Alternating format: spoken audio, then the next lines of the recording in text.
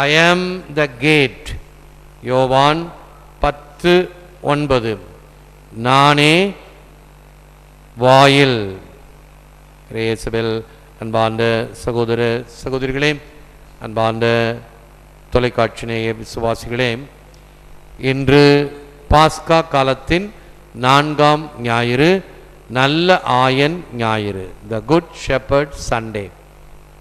ஆகவேதான் வாசகங்கள், பதிலுரை பாடல் அனைத்தும் அந்த நல்ல ஆயனை பற்றி அமைந்திருந்ததை பார்க்கிறோம்.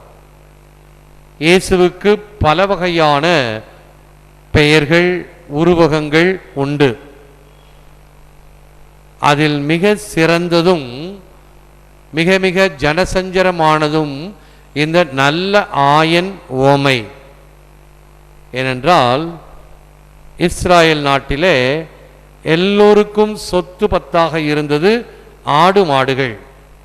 இவைகள்தான் அவர்களுக்கு சொத்து. அவைகளை மேய்த்து கொண்டு செல்வார்கள். அவர்களை நோமேட்ஸ், எந்த இடத்திலும் அவர்கள் நிரந்தரமாக இருக்க முடியாது. ஆடுகளுக்கு மேய்ச்சலை கண்ட வண்ணம் அவர்கள் பாளையம் இறங்கி கொண்டு இருப்பார்கள். கேம்ப், ஒரு இடத்துல கேம்ப் அடித்து அந்த பக்கம் இருக்கக்கூடிய புல்வெளியிலெல்லாம் ஆடு மாடுகள் மேய்ந்த பிறகு அடுத்த இடத்துக்கு குடிபெயர்வார்கள். பிச்சிங் த டென்ட், பாளையம் இறங்கினர் என்று நாம் வேதத்தில் படிக்கிறோம். அவ்வாறு பார்க்கும் பொழுது இந்த ஆயன் என்ற சொல், அதை இயேசு எடுத்து தன்னுடைய இந்த மீட்பின் திட்டத்திற்கு பயன்படுத்துகிறார். யோவான் 14:6, No one comes to the Father except through me. என் வழியாயன்றி யாரும் பரமதந்தையிடம் வருவது கிடையாது. என்ற பிரிவினை சகோதரர்களும் மற்றவங்களும் சொல்லுவாங்க, நேராக வேண்டிக்கலாமே அப்படின்னு சொல்லுவாங்க. நேராக வேண்டிக்கலாம் தான், ஆனால் போக வேண்டுமே. இப்போ ஒரு பெரிய சேர்மன், எம்டி ஒருத்தர் இருக்கிறார்னா நேராக போய் கதவை திறந்துக்கிட்டு போக முடியாது. முதல்ல வாசற்படியிலே செக்யூரிட்டி இருப்பார். இப்பொழுதெல்லாம் ஃபுல் செக்யூரிட்டி செக்கப் பண்ணி தான் அனுப்புகிறாங்க. பாம்பும் எடுத்துகிட்டு போறியான்னு மெட்டல் டிடெக்டரை வச்சு முதல் கட்ட பரிசோதனை. அதன் பிறகு அந்த எம்டி சேர்மனுடைய வாசற்படியில் ஒரு பியூன் நிற்பார். யார், எதற்காக வந்திருக்கிறீர்கள், என்ன விஷயம் அப்படின்னு உங்கள் விசிட்டிங் கார்டு கொடுங்க, இல்லை எழுதி கொடுங்க, என்ன விஷயம் என்று போய் கேட்டு அவர் உத்தரவு கொடுத்தால் உள்ளே அனுப்புவேன். அவர் போய் வரத்துக்கு எப்படி 1/2 மணி நேரத்துக்கு மேலே ஆகும். வெளியில் உட்கார்ந்துருக்கணும். நேராக பேசிக்க வேண்டியது தானே. ஒரு சாதாரண மனிதனை சந்திப்பதற்கே இவ்வளவு நேரமும் தாமதமும் பலவிதமான நடவடிக்கைகளும் இருக்கிறது என்றால், இறைவனை நாம் நேரடியாக சந்திப்பது என்பது இயேசு கிறிஸ்துவின் வழியாக முடியும். இயேசு கிறிஸ்து அதற்காகத்தான் தன்னையே மனிதனாக இந்த உலகத்தில் தாரை வார்த்து தன்னையே தந்தவர். ஆகவே நம்மோடு வாழ்ந்தவர். ஆகவே நமக்கு தெரிந்தவர்களைத்தான் சிபாரிசுக்கு அழைத்து கொண்டு செல்வோம். நமக்காக அவர்கள் சிபாரிசுக்கு செல்வதை போல நம் ஆண்டவர் இயேசு கிறிஸ்து பரமதந்தையிடம் செல்வதற்கு இயேசு கிறிஸ்துவை நாம் சிபாரிசுக்காக எடுத்து செல்லலாம். அவர் வழியாக மோயிசனை மக்கள் பார்க்க முடியவில்லை. எப்பொழுது ஆண்டவரை சந்தித்து அந்த தரிசனத்தை பெற்ற பிறகு அவருடைய முகத்திலும் அந்த ஒளி பிரகாசம் இருந்தது. அவரை பார்க்க முடியவில்லை. ஆகவே மோயிசன் என்ன செய்வாராம், முகத்துக்கு முன்னால் ஒரு திரை போட்டு மக்களிடம் பேசுவார். கடவுளை சந்தித்ததனால் கிடைத்த அந்த ஒளி. இவ்வாறு இறை தந்தையினுடைய மகனாக அவர் இருந்தும் நமக்காக இந்த உலகில் மனித அவதாரம் எடுத்து நம்மை இறை தந்தையிடம் கூட்டிச் செல்வதற்காக. யோவான் 14:6, என் வழியாயன்றி எவரும் தந்தையிடம் வருவதில்லை. யோவான் 14:6 தொடர்ச்சியாக Jesus is the way, the truth and the life. இயேசுவே வழி, இயேசுவே உண்மை, இயேசுவே வாழ்வு. இதை பற்றி விளக்கி சொல்லும் பொழுது செயின்ட் ஜோஸ் மரியா இவ்வாறு கூறுகிறார், I am the way, the truth and the life. With these unmistakable words, the Lord has shown us which is the path that leads to eternal happiness. இத்தெளிவான வார்த்தைகளால் நித்திய இன்பத்திற்கு இட்டுச் செல்லும் பாதை எது என ஆண்டவர் காட்டுகிறார். இதுதான் பாதை, இதன் வழியாக செல்ல வேண்டும் என்பது. ஒரு உதாரணம் பாருங்க. முன்னெல்லாம் அப்படியே நிறைஞ்சு உட்கார்ந்துருப்பீங்க. நன்மை கொடுப்பதற்கு போவதற்கு கடினம். அந்த சமயத்தில் வழிவிடுங்கன்னு சொல்லணும். அந்த 2 கோடு போட்ட பிறகு அது தெளிவு. இந்த இடத்தில் வழிவிட்டு இருக்க வேண்டும். குருவானவர் போவதற்கோ, காணிக்கை பவனி கொண்டுவதற்கோ, மக்கள் வருவதற்கோ, நன்மை கொடுப்பதற்கோ அது பாதையாக அமைகிறது. முன்னாடி அந்த இடம் இருந்துச்சு தான். முன்னாடி அந்த இடத்துல எல்லாம் ஆக்கிரமித்து உட்கார்ந்து கொண்டிருந்தோம். இப்பொழுது அதை விலக்கி உட்கார்ந்து இருக்கிறமே. ஏன்? அந்த இடத்துல கோடு போட்டு ஒரு தெளிவை கொடுத்ததினால் இது போவதற்கும் வருவதற்கும் பாதையாக விட்டு வைக்க வேண்டும் என்பதை உணர்கிறோம். அதே போன்று தெளிவான வார்த்தைகளால் இயேசு தானே வழி, உண்மை, வாழ்வு என்பதை எடுத்துரைக்கின்றார். வாசல் வழியே வருபவன் மெய்ப்பன், வாசலும் அவனே. இயேசு மாக்காவியம். யார் நேரடியாக வாசல் வழியாக வருபவன் தான் மெய்ப்பன். திருட்டுத்தனமாக பின் சுவர் வழியாக ஏறி குதிப்பவனோ, பைப்பு வழியாக ஏறுகிறவனோ, அல்லது வாசற்படியில் இருக்கக்கூடிய இரும்பு கதவை தாண்டி குதிப்பவனோ அவன் வீட்டுக்கு சொந்தக்காரன் அல்ல, திருடன். குறுக்கு வழி சரியான வழி அல்ல. Jesus the gate don't open himself to let sin pass on to others. He was abused, did not abuse. He suffered, did not pass on suffering. Instead, he opened himself so that his Father's love, compassion and forgiveness may flow through him into others. இயேசு வாயிலாக இருந்தும் பாவம் மற்றவர்களை பற்றி கொள்ள தன்னையே திறக்கவில்லை. அவர் நிந்தைக்கு உட்படுத்தப்பட்டார், ஆனால் யாரையும் நிந்திக்கவில்லை. துன்பப்பட்டார், ஆனால் துன்பத்தை பிறர் மேல் சுமத்தவில்லை. தந்தையின் அன்பு, இரக்கம், மன்னிப்பு தன் வழியாக பிறருக்கு கிடைக்கும்படி தன்னையே ஒப்பு கொடுத்தார். தன் வழியாக தான் ஒரு பிராயச்சித்தமாக, மீட்பின் பிணையாக. மீட்பின் பிணை என்று சொன்னால் ரான்சம். இப்பொழுதெல்லாம் விமானத்தை கடத்தி கொண்டு போனால் தீவிரவாதிகள் என்ன செய்கிறார்கள்? பிணை கைதிகள். அவங்கள வச்சுக்கிட்டு இவங்களை விடுதலை செய்யணுமா, எனக்கு இவ்வளோ காசு கொடு, இல்லை நான் சொல்றதை செய் என்று கேட்கிறார்கள் அல்லவா? அவ்வாறு இயேசு தன்னையே நமக்காக பிணை கைதியாக, பிணை இரட்சகராக ஒப்பு கொடுத்தார் சிலுவை மரத்திலே. அப்படிப்பட்ட கிறிஸ்துவை நான் எப்படி அறிந்திருக்கிறேன்?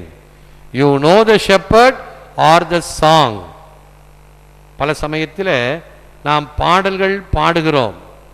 ஆனால் அந்த பாடல்களில் இருக்கக்கூடிய அர்த்தம், அந்த பாடல் சுட்டி காட்டுகின்ற நபர், சுட்டி காட்டுகின்ற கருத்து என்னவென்று உணர்ந்து பாடுகிறோமா, செபிக்கிறோமா? முன்பெல்லாம் லத்தீனில் ஜெபம் சொல்லுவாங்க.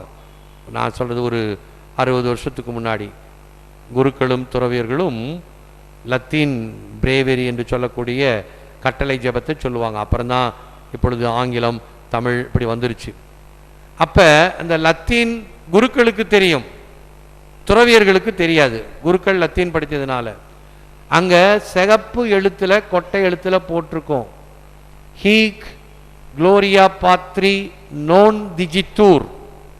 அப்படின்னா அர்த்தம் தெரிஞ்சவங்க என்ன, இந்த இடத்தில் பிதாவுக்கும் சுதனுக்கும் என்ற ஜெபம் சொல்ல வேண்டியதில்லை, உடனடியாக பல்லவியை எடுத்து சொல்ல வேண்டும் என்று அந்த ஜெபத்துக்கு ஒரு வழிகாட்டுதல் இருக்கும். லத்தீன் தெரியாதவங்க என்ன தெரியுமா செய்வாங்க? அந்த சிகப்பு எழுத்தையும் படிச்சுட்டு அது செய்யக்கூடாதுன்னு சொல்றதை மறுபடியும் பிதாவுக்கும் சுதனுக்கும் போட்டு சொல்லுவாங்க, அர்த்தம் தெரியாமல். என்ன சொல்லப்பட்டிருக்கிறது? அதனால தான் அந்த போப்பாண்டவருக்கு புனிதர் பட்டம் இப்போ கொடுத்துருக்குறோம், 23ஆம் அருளப்பர்.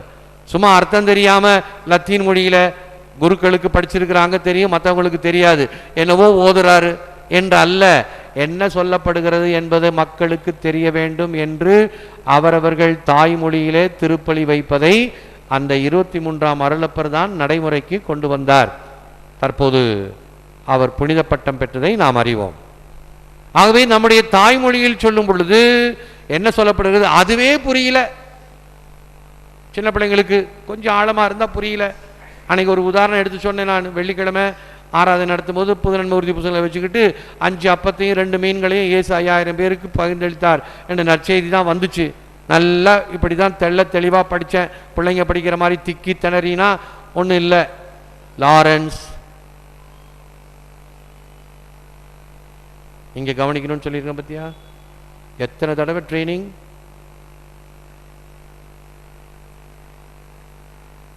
கடைசியில் கேள்வி கேட்டால் முதல் பையன் சொல்கிறான் திருமணம் என்பது திருமணம் என்பதுன்னு. என்னடா திருமணத்தை சொல்கிறான்னு பார்த்தா மிஸ் அவங்களுக்கு அந்த விசுவாசிகள் மன்றாட்டு படிப்பதற்கு ஒரு மன்றாட்டை கொடுத்தாங்க. அவன் அதை படித்து மனப்பாடம் பண்ணி திருமணம் என்ற அருட்சாதனத்தை பெற்ற மக்களுக்காக செபிக்கிறோம் ஆண்டவரே எங்கள் மன்றாட்டை கேட்டோம், அது அவன் படிக்கணும். அது மண்டையில் ஏறிக்கிச்சு. ஆகவே கேள்வி கேட்டோன்னு அவன் அதை சொல்கிறான், திருமணம் திருமணம் திருமணம். நற்செய்தியில் என்ன படித்தேன்டா தெரியல. அப்படியே கேட்டால் ஒன்றும் தெரியல. இன்னொரு பிள்ளைகிட்ட கேட்ட எத்தனை பேருக்கு இயேசு அந்த 5 அப்பங்களை பெருக்கி கொடுத்தார்? சுலபமான கேள்வியாச்சு. 5000 பேருக்குன்னு சொல்லணும்னு பார்த்தா 500 பேருன்னு சொல்லுது. என்ன கவனிக்கிறாங்க பத்தியா? இப்போ ஒருத்தன் பேர் சொல்லி சொன்னேன் இல்லையா, அவனுக்கு ஒவ்வொரு தடவையும் பயிற்சி கொடுக்கும்போது வார்னிங் கொடுத்து பூசை நேரத்தில் கவனிக்கணும், பூசை நேரத்தில் விளையாடக்கூடாதுன்னு சொல்லியும் அங்கே விளையாண்டுக்கிட்டு இருக்கிறான். அப்போ என்னத்தை கவனிக்கிறது? சாதாரண இதே தெரியல, இன்னும் இந்த மாதிரி ஆழமான கருத்துக்கள் ஒன்றும் புரியாது. ஆக do you know the shepherd or the song? ஆயனை அறிந்திருக்கிறாயா அல்லது அந்த பாடல்கள் ஜெபங்கள்? இப்பொழுது எல்லாருக்கும் அந்த 8 அடிப்படை ஜெபங்கள் தெரியும், மனப்பாடத்தை பண்ண வச்சுட்டோம். எப்படியாவது ரொம்ப கராரா புனிதர்களுடைய சமூக பிரயோஜனத்தை விசுவசிக்கிறேன் அப்படின்னு நல்ல மனப்பாடமாக சொல்லுவான். வீட்டில் போய் கேட்டு பாருங்க, அதுக்கு என்னடா அர்த்தம்னு கேட்டு பாருங்க. முதல்ல உங்களுக்கே தெரியுமான்னு கேள்வி கேட்டுங்க, அதை ஷியோர் பண்ணிக்கிட்டு அப்புறம் கேளுங்க. திருப்பி கேட்டானா வம்பா போடும். நீங்கள் சொல்லுமானா போய் ஃபாதர்கிட்ட கேட்டுக்கோ, சிஸ்டர்கிட்ட கேட்டுக்கோ, நமக்கு தெரிய வேண்டும். அதுக்குரிய விளக்கத்தையும் அங்கே கொடுக்குறோம். 3/4 மணி நேரம் அந்த ஒரு கருத்துக்காக எங்கே மண்டையில் ஏறப்போது கவனிச்சா தானே. இப்போ நேரடியாக சொல்லும் பொழுதே அது விளையாண்டுக்கிட்டு இருக்குது. பூசையில் அந்த மாதிரி பொது பாடங்கள் செய்யும் பொழுது கவனிப்பதில்லை, அல்லது மண்டைக்கு மேலாக இருக்குது, புரியாது, இப்பொழுது புரியாது. ஆனால் முயற்சி எடுத்தால் புரியும். கொஞ்சம் கொஞ்சமாக வளர வளர புரியும். அந்த ஆயனை பற்றி தெரிந்து கொள்ள வேண்டும். அதற்கு ஒரு நல்ல கதை சொல்லுவேன், அடிக்கடி சொல்லுவேன். மறுபடியும் சொன்னாலும் பரவாயில்ல, இதான் மறந்த மண்டையா இருக்குது, அதனால மறுபடியும் அந்த கதையாவது ஞாபகத்தில் இருக்கட்டும். ஒரு நல்ல பாடகன் ஒருவன் ஒரு பெரிய கான்சர்ட்ல போய் அழகா பாடுறான். இந்த பாட்டு தான், என் ஆயன் ஆண்டவர், the Lord is my shepherd, there is nothing I shall want. இந்த பாட்டை அருமையா பாடுறான். பாடி முடிச்சோன்னே எல்லாரும் கைத்தட்டி கரகோஷம். மிக அருமையாக இருந்தது. மறுபடியும் பாடு என்று சொல்கிறார்கள். இல்லை நான் மறுபடியும் பாடலை. இந்த சபையில் ஒரு வயதான குருவானவர் இருக்கிறார், அவரை பாட சொல்லுங்க. அவர்கிட்ட எல்லாரும் கேட்குறாங்க, வாங்க எனக்கு பாட தெரியாது, இருந்தாலும் நான் ஜெபிக்கிறேன் அப்படின்னு சொல்லி பைபிள் எடுத்துகிட்டு வந்தார். பைபிளை திறக்கலை. அந்த ஃபாதருக்கு அது மனப்பாடமாக தெரியும். மேடையில் நின்று அந்த மிக சிறந்த பாடகனை போல பாடவில்லை, உள்ளத்தின் ஆழத்திலிருந்து ஜெபிக்கின்றார். என் ஆயன் ஆண்டவர், எனக்கு என்ன குறைவு? இருள் சூழ்ந்த பள்ளத்தாக்கில் நான் நடக்க நேர்ந்தாலும் எனக்கு எந்த பயமும் இல்லை. உன் கோலும் கழியும் எனக்கு ஆறுதலும் தேர்தலும் ஆகும்.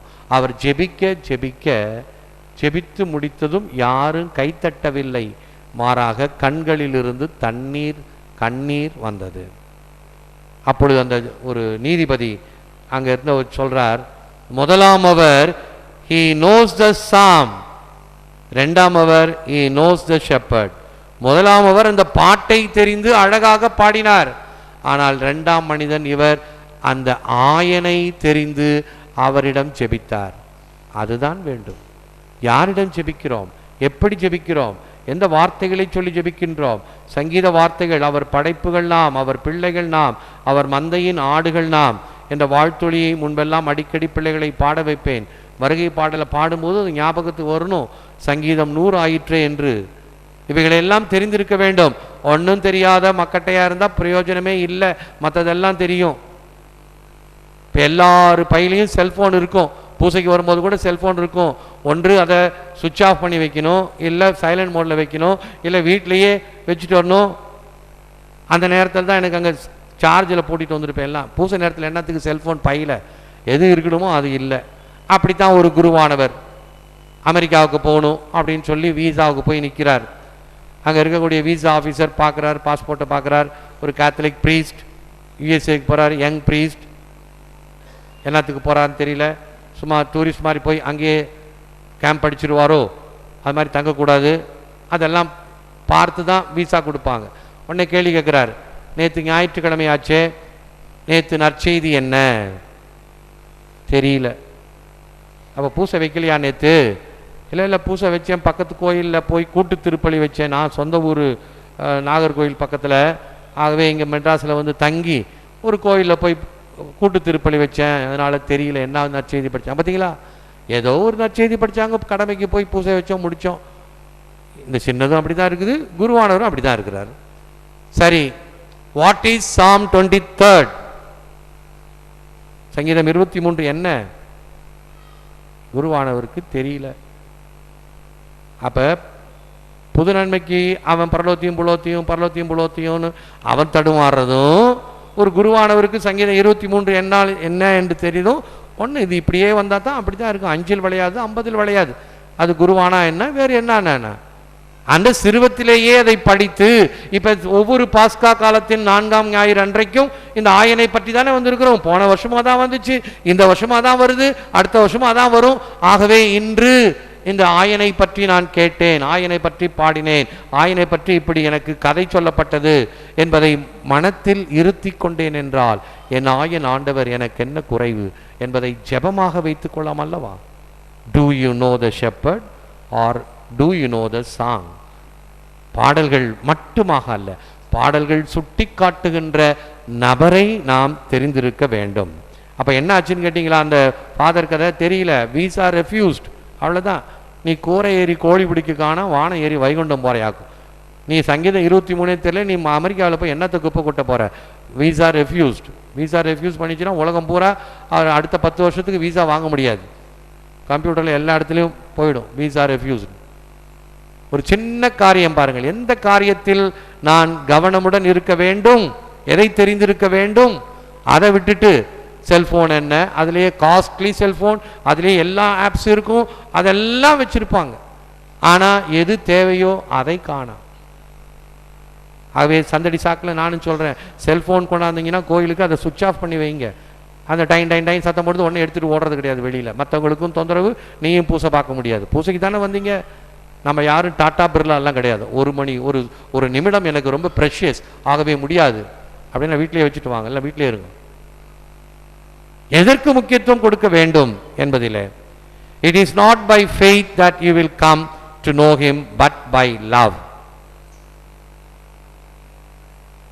விசுவாசத்தில் மட்டுமல்ல, ஆண்டவரை அன்போடு தெரிந்து கொள்ள வேண்டும்.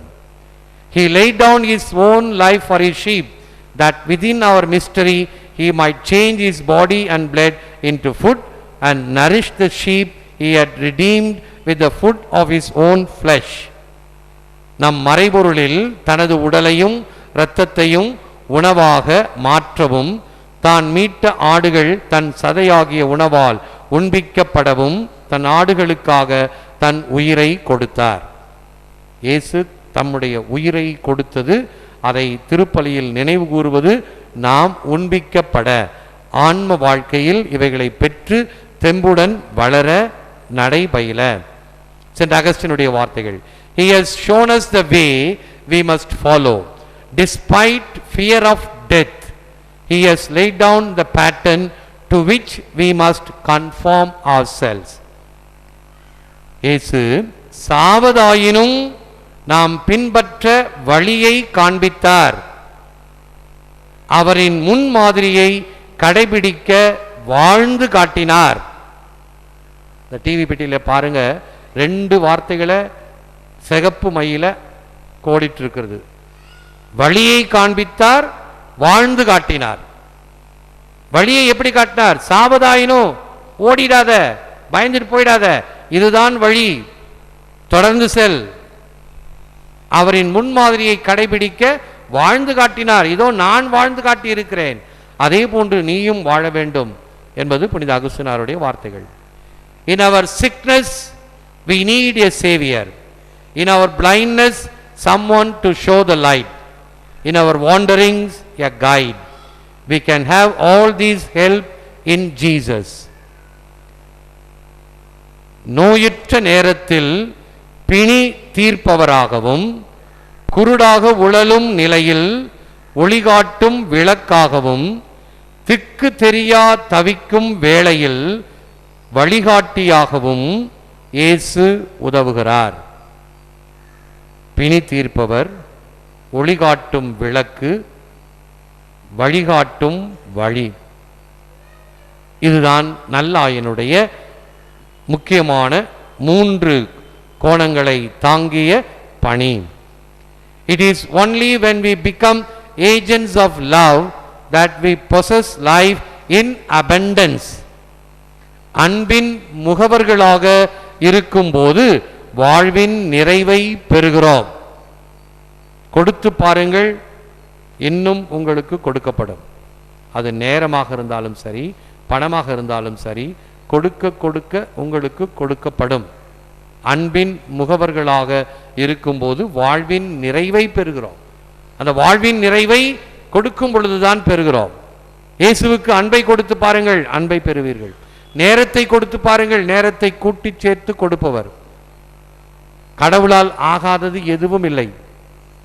அக்னி வெயில் தோங்குச்சு, ஐயோ வெயில் சுட்டரிக்க போதே அப்படின்னு நினைச்சோம். அடிச்சது மழை, 4 நாள் நல்ல மழை, நல்ல குளிர்வித்தது. ஒரே நாளில் வெயில் காஞ்சி மறுபடியும் வெப்பம் வந்து போச்சு. ஆக இறைவன் எதையும், இயற்கையை கூட மாற்ற வல்லவர். நாம் அவரிடம் இப்படி அன்பின் முகவர்களாக, அவரிடமிருந்து பெற்ற அன்பை பிறருக்கு பகிர்ந்து கொடுக்கக்கூடிய முகவர்களாக இருப்போம். ஜெபம். Shepherd me, O Lord, beyond my wants, beyond my fears, from death into life. வழிநடத்தும் ஆண்டவரே, என் தேவைகளையும் தாண்டி, என் பயத்தையும் தாண்டி, சாவனின்று வாழ்வுக்கு என்னை வழிநடத்தும் ஆண்டவரே. ஏற்று வரமருளும் இறைவா, காக்கும் கரங்களினால். ஆமென், ஆமென்.